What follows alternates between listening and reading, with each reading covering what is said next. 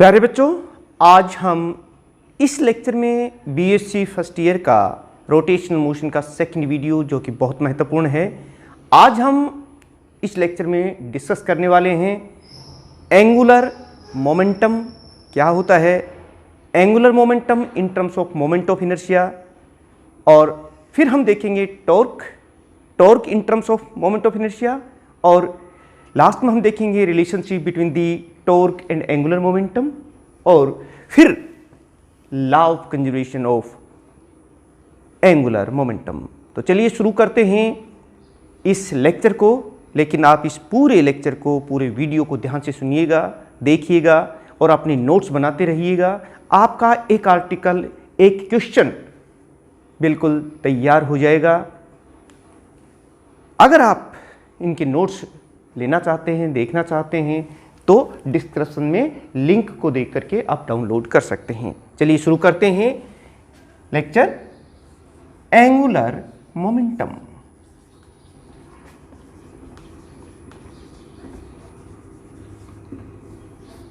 प्यारे बच्चों, जो काम लीनियर मोमेंटम लीनियर मोशन में करता है, वही काम रोटेशनल मोशन में एंगुलर मोमेंटम करता। आप यही कह सकते हैं angular momentum plays the same role in rotational motion as linear momentum in linear motion.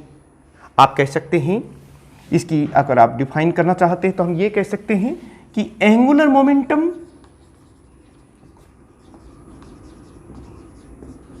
momentum of a particle about axis of rotation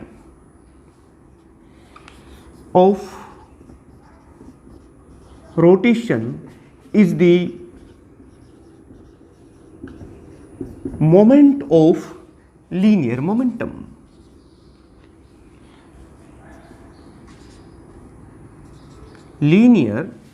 Moment of linear momentum.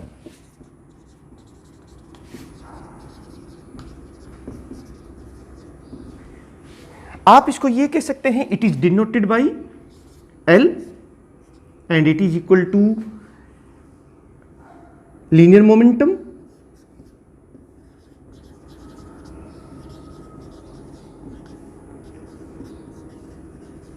Multiply by perpendicular distance from axis of rotation। तो प्यारे बच्चों देखिए, हम ये एक point यहां ये consider कर लेते हैं। इस तरह से देखिए, सपोज कीजिए कि एक पार्टिकल जो है वो रोटेट कर रहा है एक्स वाई प्लेन में। This is X, this is Y and this is Z, and the particle is इन।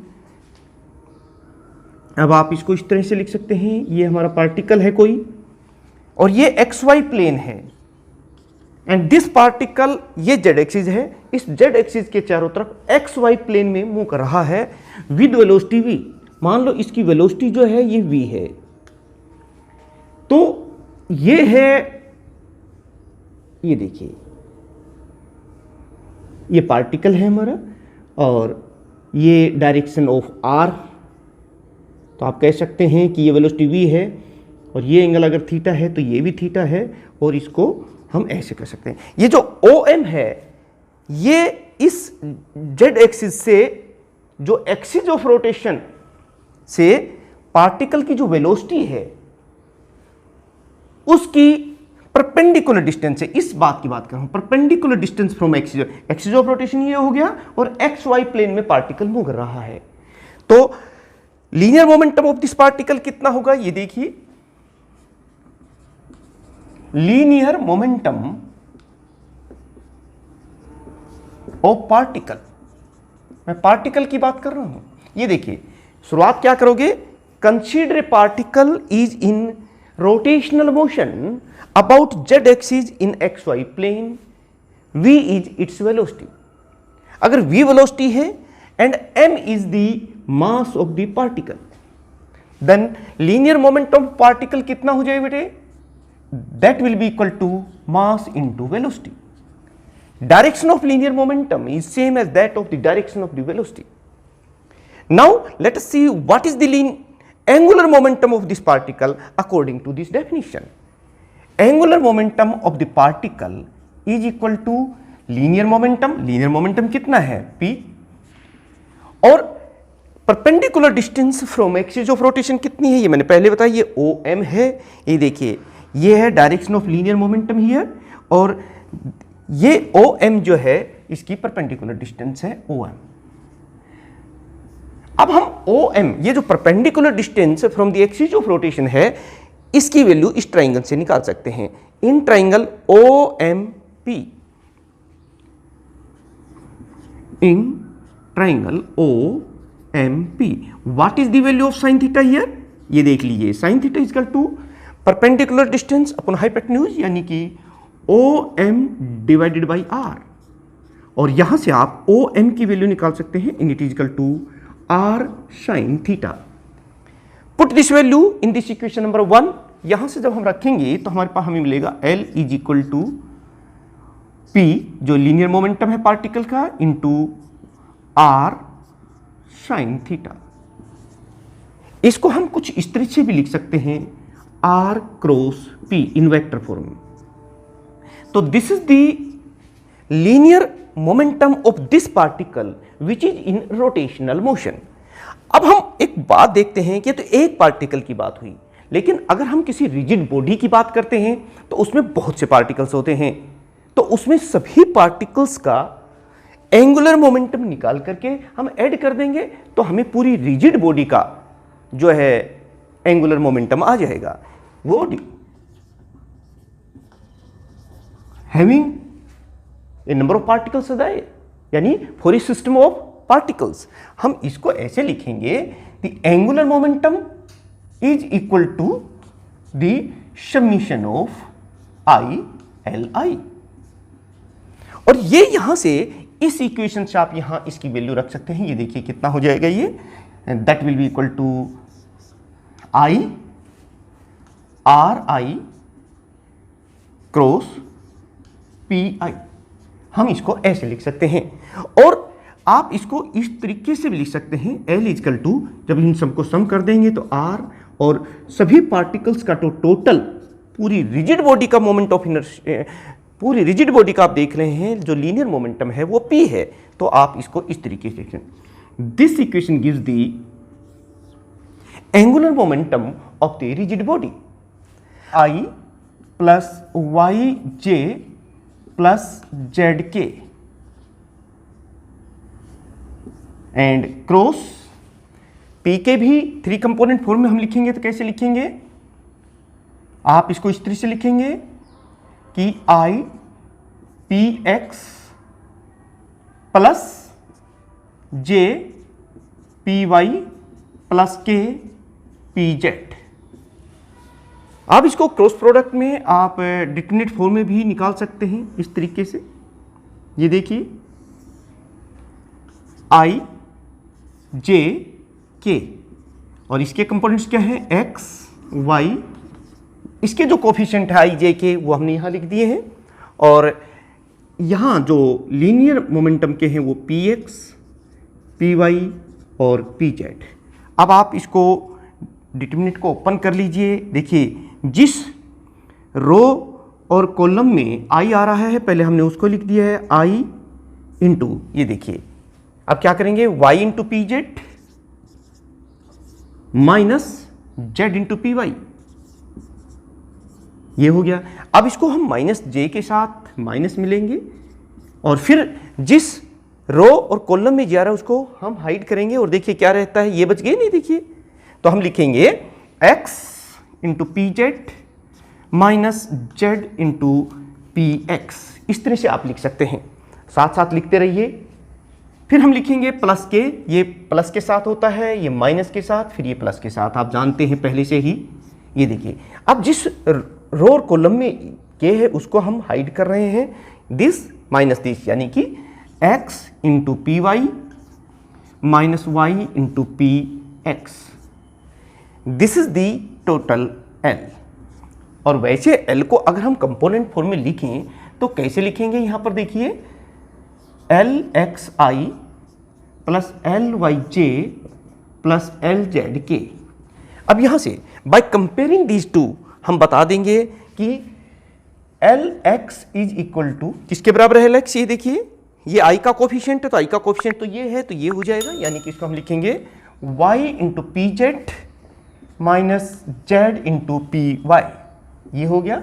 इसी तरह से एल वाई कितना हो जाएगा, वो यहां से देखिए जो j का कोफिशिएंट है यहां पर, तो हम ये लिखेंगे into Z P x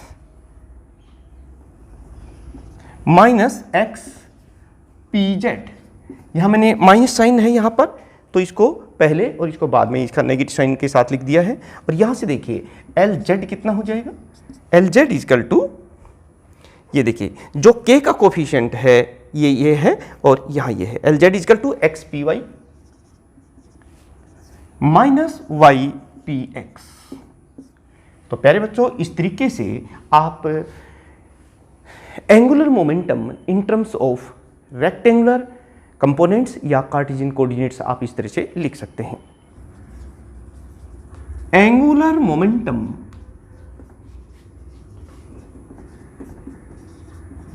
in terms of moment of inertia. अभी हमने पीछे डेफिनेशन में जो पढ़ी थी उसी डेफिनेशन को लेकर के हम चलेंगे। ये देखिए we know the angular momentum of a rigid body is given by L is equal to R cross P। इसको हम डिफरेंट पार्टिकल्स की फॉर्म में समीशन को लेते हुए भी लिख सकते हैं। I is equal to R I cross P I। प्यारे बच्चों आप जानते हैं ये हमारा लीनियर मोमेंटम है, इसको हम पहले से ही जानते हैं। P I is equal to M I into V I, mass into velocity. Linear momentum का यही फॉर्मूला होता है।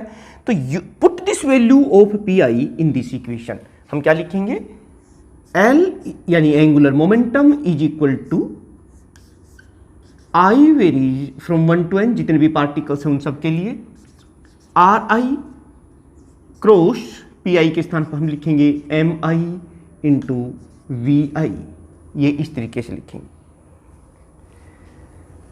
एक और बात प्यारे बच्चों हम लोग जानते हैं कि वेलोसिटी जो है ये किसके बराबर होती है।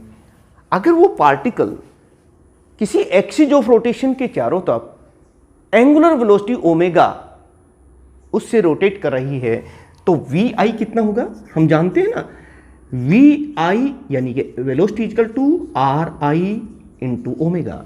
Omega is the constant angular velocity of that particular particle ith। तो अब ये इक्वेशन हमारी क्या बन जाएगी, now this L is equal to, हम इस इक्वेशन में ये तमाम जो वैल्यूज हैं ये रख देते हैं। ये देखिए आर आई इंटू एम आई और वी आई के स्थान पर हम लिख रहे हैं आर आई इंटू ओमेगा। इसको थोड़ा रीअरेंज कर देते हैं और फिर हम लिखेंगे I is equal to M I into R I का स्क्वायर इंटू ओमेगा। प्यारे बच्चों इस टर्म को आप देखना, ये आपकी जानी पहचानी सी टर्म है, ठीक समझ रहे हैं। ये है हमारा उस बॉडी का moment of inertia about axis of rotation, जिसके अबाउट वो बॉडी रोटेट कर रही है, यानी I, and it is equal to omega. और यही तो है angular momentum in terms of moment of inertia. आप कह सकते हैं angular momentum of a particle about an axis of rotation is equal to the product of the moment of inertia of that body, or you can say particle, about that axis of rotation and its angular velocity about that axis। यानी कि क्या लिखेंगे आप, ये देखिए angular momentum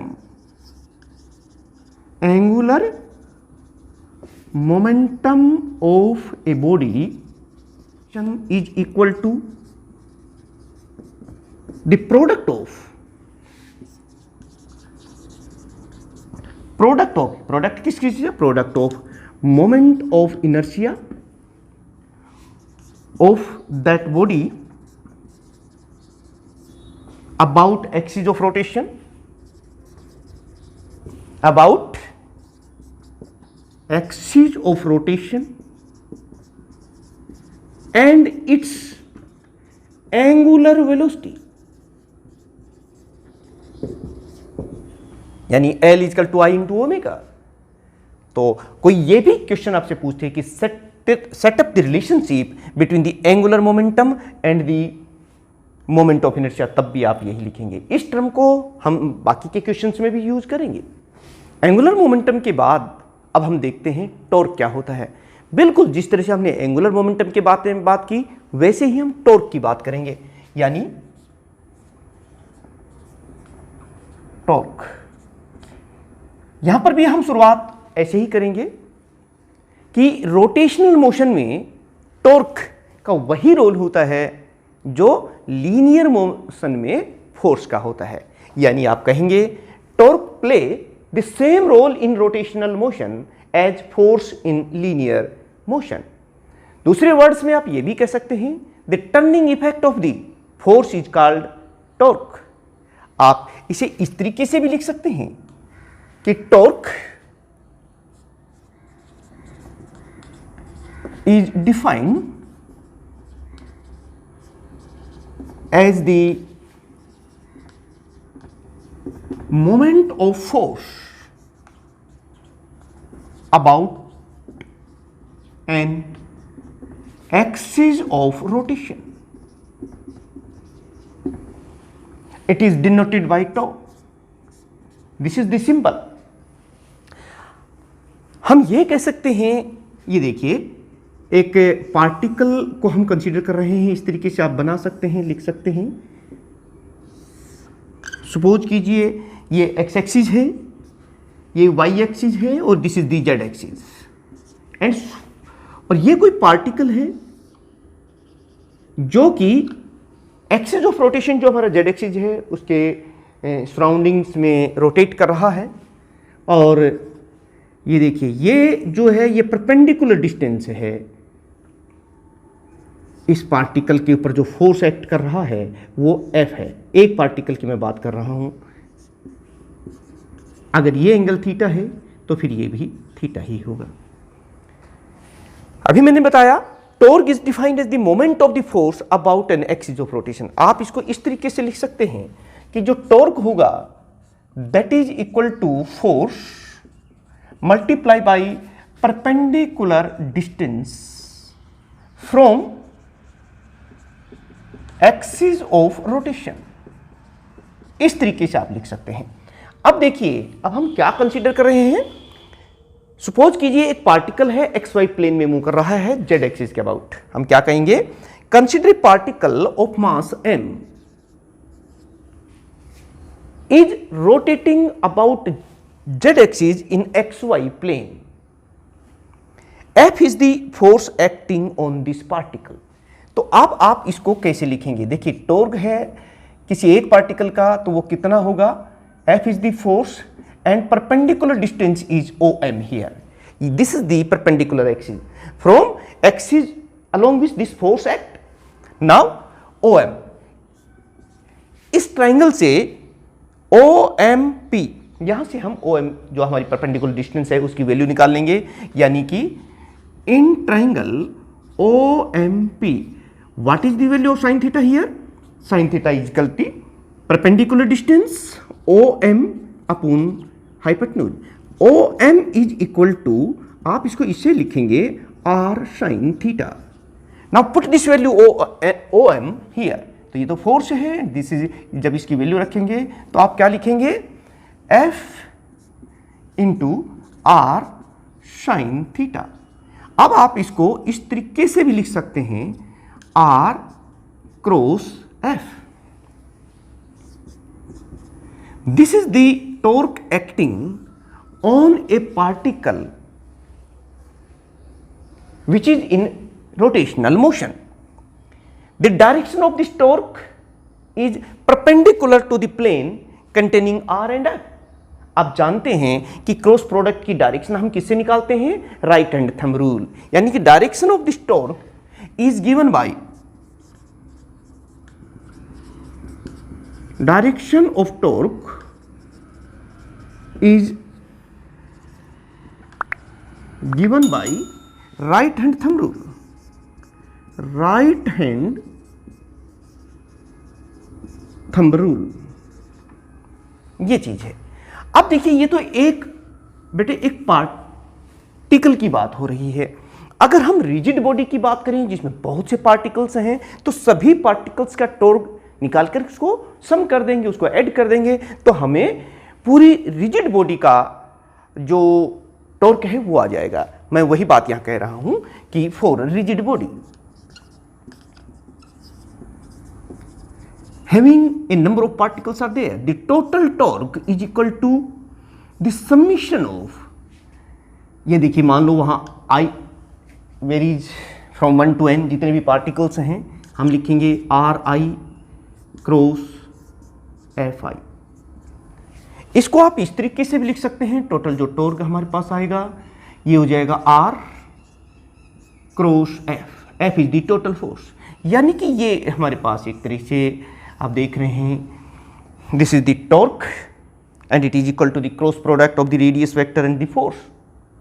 direction मैंने पहले ही बता दिया, जो हम क्रॉस प्रोडक्ट की डायरेक्शन निकालते हैं उस हिसाब से राइट हैंड थंब रूल निकाल करके डायरेक्शन निकाल सकते हैं। और इसकी जो ऐसा यूनिट होगी वो होगी newton into metre. Newton into metre. Component form, कोई बात नहीं, अब आप इनको लिख दीजिए। टॉर्क को ऐसे लिखेंगे, torque is equal to R को हम 3 कंपोनेंट फॉर्म में कैसे लिखेंगे? I into X plus J into Y plus K into Z. Cross product into force के भी वही 3 component, I into F X plus J into F Y plus K into F Z. इस तरीके से लिख देंगे। अब आप इसे डिटरमिनेंट फॉर्म में सोल्व भी कर सकते हैं, ये से, यानी आई जे के, और इनके जो कोफिशिएंट हैं, जैसे यहां कोफिशिएंट क्या है x, यहां कोफिशिएंट क्या है y, यहां कोफिशिएंट क्या है z। और यहां पर अगर हम देखें तो जो कोफिशिएंट है आई जे के वो लिख रहे हैं एफ एक्स, एफ वाई और एफ जेड। इसको जिस तरह से हम डिटरमिनेंट को सोल्व करते हैं आप इसे सोल्व भी कर दें इस तरीके से। जैसे सबसे पहले हम आई, जिस रो और कॉलम में आई है उसको हम हाइड कर रहे हैं, this into this minus this into this, यानी कि आप इसे लिखेंगे y into F Z minus Z into F Y. ठीक ऐसे ही अब इसे माइनस जे, इसको हम माइनस आई के साथ लेके से, ये देखिए अगर हम कंपेयर करें आई जे के जो कोफिशिएंट्स हैं तो हमारे जो कंपोनेंट हैं टॉर्क के X axis Y axis Z axis वो भी आ जाए पहले। और जेड कंपोनेंट कितना हो जाएगा वो भी देख लीजिए। जेड कंपोनेंट हमारा पास आ जाएगा X into F Y minus Y into F X. तो प्यारे बच्चों इस तरीके से हम component of torque X Y और जेड डायरेक्शन में निकाल सकते हैं। अब हम देखते हैं टॉर्क को मोमेंट ऑफ इनर्शिया की टर्म। मोमेंट ऑफ इनर्शिया, तो प्यारे बच्चों हम जानते हैं, अभी आपने पढ़ा कि the torque is given by R cross F. यही है general definition of the torque और फार्मूला भी उसका यही है। इसको हम इस तरीके से लिख सकते हैं, अगर हम पार्टिकल्स के सबमिशन फॉर्म में लिखें तो आर आई क्रॉस एफ आई, और फिर हम इसको ऐसे लिखेंगे क्योंकि फोर्स की definition Newton second law of motion से हम लोग जानते हैं। आप इसको इस तरह से लिख सकते हैं कि हम जानते हैं F I is equal to mass into acceleration, F बराबर M A. So this equation now becomes, equation 1 becomes torque is equal to summation of R I into M I A I. Acceleration है, ये linear acceleration है, और एक बात हम और भी जानते हैं कि सपोज कीजिए वो पार्टिकल जो है यूनिफॉर्म एक्सेलरेशन से, एंगुलर जो एक्सेलरेशन है वो उसका यूनिफॉर्म है, वो अल्फा है, तो आप ये भी लिख सकते हैं कि A I is equal to R I into alpha. Alpha is the uniform acceleration of that particular particle. So this equation now becomes, we can write here that this torque is equal to summation of, ये I very कर रहा है, are I am I into R आई और alpha. इसी relation को हम इस तरीके से भी लिख सकते हैं कि टॉर्क इज इक्वल टू, ये देखिए, summation of I varies from 1 to n, जितने भी पार्टिकल उस रिजिड बॉडी में है वो, और हम इसमें ये लिखेंगे M I into R I का स्क्वायर. ये देखिए एम आई ये है, आर आई का स्क्वायर हो गया है, और साथ में अल्फा. प्यारे बच्चों, आप जानते हैं कि ये टर्म जो है, इस ब्रैकेट के अंदर की टर्म जो है, ये आपकी जानी पहचानी टर्म है, यही तो है मोमेंट ऑफ इनर्शिया. इसलिए हम टॉर्क को इस तरीके से लिखेंगे, it is equal to I into alpha. तो this equation set up the relationship between the torque, moment of inertia and angular acceleration, और torque in terms of moment of inertia. हम ये कह सकते हैं कि torque of a body about an axis of rotation is equal to the product of the moment of inertia about that axis of rotation and the angular acceleration. यानी आप इसको इस तरह से लिखेंगे, torque of a body about an axis of rotation is equal to the product of,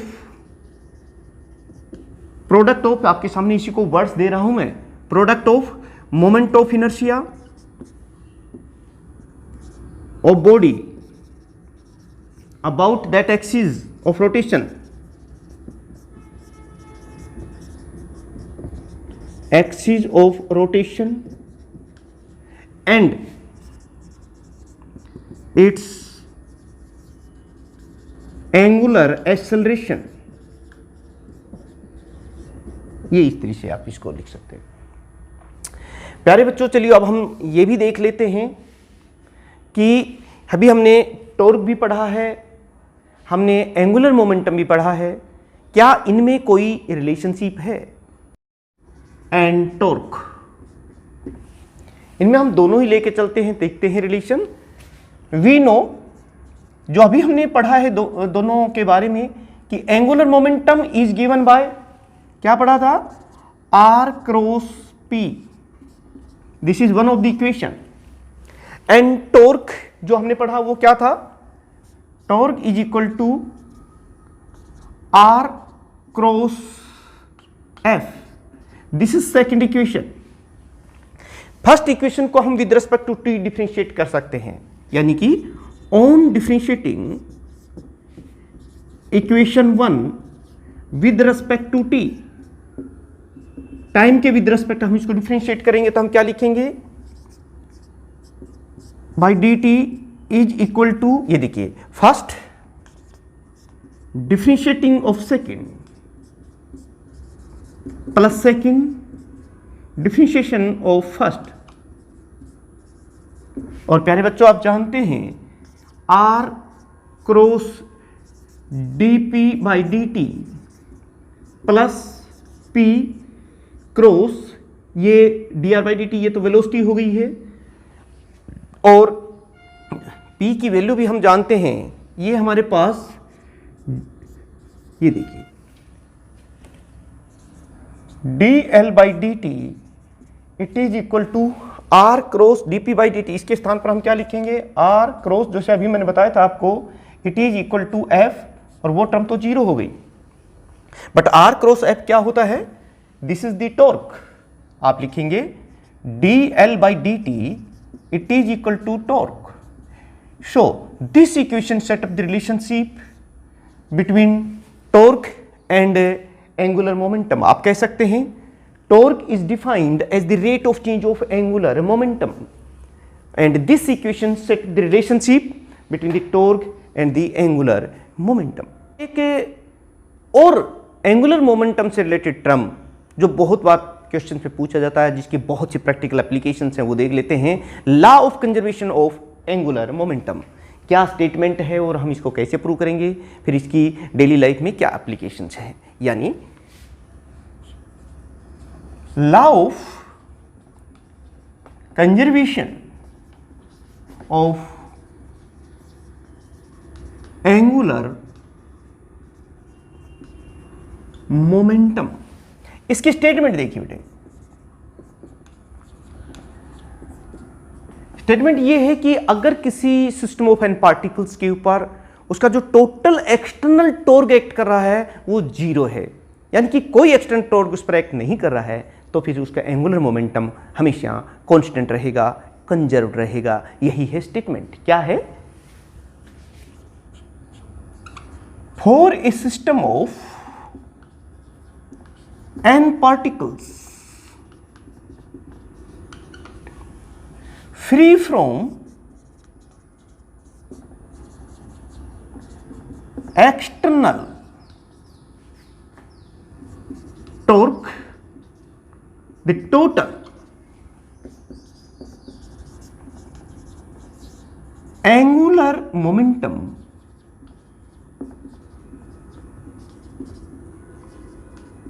remain conserved और constant,